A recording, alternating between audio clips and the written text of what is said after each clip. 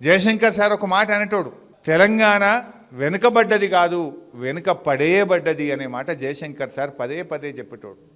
ఎప్పుడైనా ఆ రోజుల్లో ఒకటి ఉండేది, కేసీఆర్ గారు ఉద్యమం స్టార్ట్ చేసిన 2001లో తెలంగాణ అనే పదం నిషేధించింది రాష్ట్రంలో. ఉమ్మడి ఆంధ్రప్రదేశ్లో ఉన్నాం మనం 2001లో. అప్పటి వాళ్ళు ఉద్యమకారులకు ఐడియా ఉంటుంది.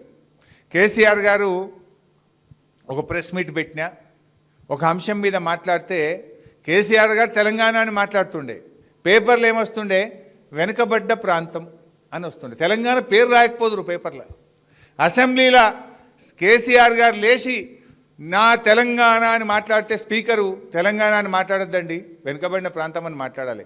ఇది అసెంబ్లీ రికార్డుల నుంచి కేసీఆర్ గారు మాట్లాడిన తెలంగాణ పదం నిషేధిస్తున్నాం. యనమల రామకృష్ణుడు ఉత్తర్వులు ఇచ్చిండు ఆ రోజు.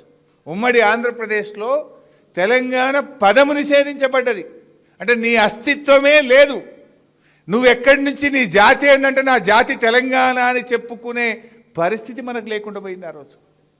ఎవరైనా తన తల్లి తనకు గొప్పది, తన జాతి తనకు గొప్పది, నీ జాతి గురించి నీ ప్రాంతం గురించి చెప్పుకోలేని పరిస్థితుల్లో నెట్టివేయబడ్డాం ఆ రోజు. పేపర్లో పొద్దున్నే చదివితే తెలంగాణ అని కనబడపోవు.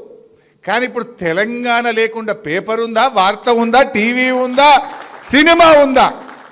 అది సినిమా అయినా, పేపర్ అయినా, టీవీ అయినా, వార్త అయినా జై తెలంగాణతోనే స్టార్ట్ అవుతుంది. అంటే అది కేసీఆర్ గారు పార్టీ పెట్టడం వల్ల, ఉద్యమం వల్ల, పోరాటాల వల్ల, దీక్ష వల్ల ఇవాళ ఈ రాష్ట్రం ఏర్పడడం వల్ల మనం ఆత్మగౌరవంతో సగర్వంగా నాది తెలంగాణ అని చెప్పుకోగలుగుతా ఉన్నాం.